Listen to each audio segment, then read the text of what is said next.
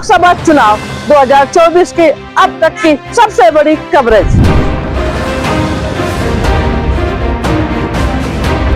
उत्तर प्रदेश की हर लोकसभा सीट पर जनता के क्या होंगे मुद्दे,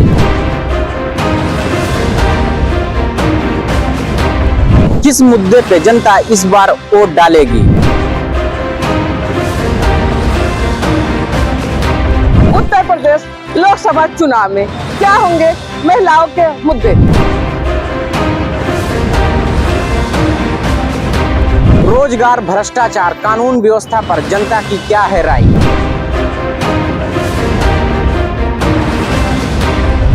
देखते रहिए हमारे साथ फर्क इंडिया न्यूज चैनल पर। नमस्कार दोस्तों, आज लखनऊ के इंदिरा गांधी प्रतिष्ठान में यहाँ पे राष्ट्रीय संविधान सम्मेलन था और राहुल गांधी जी यहाँ पे आए हुए थे।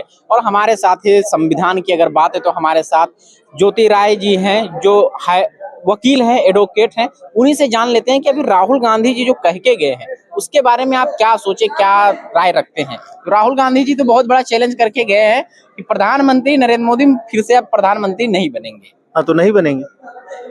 लेकिन इस इतना बड़ा चैलेंज किस आधार पे प्रधानमंत्री जी को किया जा रहा है? नहीं, इतना बड़ा चैलेंज किया जा रहा है क्योंकि जनता में अनरेस्ट है, लड़के बेरोजगार हैं, लड़कों की नौकरी का उम्र निकल रहा है, युवाओं की जो है वो देखिए हालत कितनी खराब है, आत्महत्या कर रहे हैं लोग। किसान जो है वो आत्महत्या कर रहा है, उनकी फसल बिक नहीं रही है। और जिस तरीके से स्थिति बनी हुई है इस देश की, कोई भी जो भी नागरिक है वो इस बात को मान रहा है कि नरेंद्र मोदी दोबारा प्रधानमंत्री नहीं बनने जा रहे। जिस तरीके के हालात उन्होंने पैदा किए हैं, आज लोगों की जेब में पैसा नहीं है कि वो बाजार जाके अपनी निजी और डेली जरूरत की जो चीजें हैं उनको खरीद सकें। इनकी ये स्थिति नहीं बची है कि वो जाए तो अपने लिए सब्जी और तेल का इंतजाम कर सके। अगर ये इंतजाम सरकार के पास नहीं है तो वादे करने से और 10 साल में जो लगातार उन्होंने वादे किए हैं उससे तो देश नहीं चलेगा। वादों से देश नहीं चलेगा, देश चलेगा काम करने से। आपने करके दिखाया नहीं, जनता ने प्रयोग किया, जनता को लगा भाई कि आपको भी एक बार देख लिया जाए, और आपने खूब वादे किए और आज जमीन पे कुछ नहीं है। अब आप 1947 और 1950 का प्रोजेक्ट देंगे तो जनता के पास इतना वक्त नहीं है।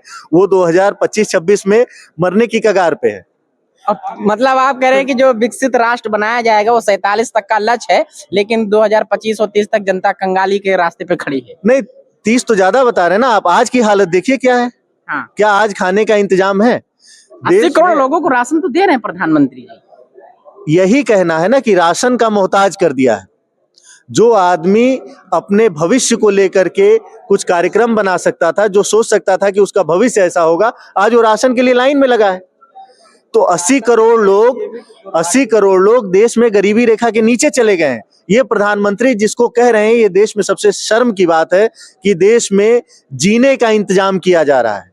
इससे बुरा देश में और कुछ नहीं हो सकता था। ये राशन जो इसी स्टेज पे राहुल गांधी जी ने कहा कि मैं कांग्रेस का हूं और बहुत सारी कुछ गलतियां कांग्रेस से हुई होगी, मैं स्वीकार करता हूं, लेकिन अब कांग्रेस में भी बदलाव की जरूरत है। तो क्या इस तरह से प्रधानमंत्री या बीजेपी भी साहस कर पाएगी कि हमसे भी बहुत सारी गलतियां हुई, हम उसको स्वीकार करेंगे?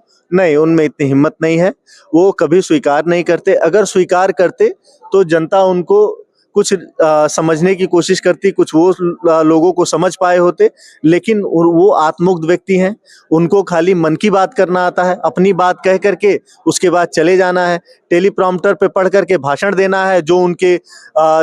जिनको मुनाफा कमाते हैं, आप तो देखे हैं ना अभी काला धन टेम्पू वाली बात, तो अडानी अंबानी, तो वो लोग जो लिखवा के अपने सीईओ से भिजवाते हैं उतना प्रधानमंत्री भाषण देते हैं।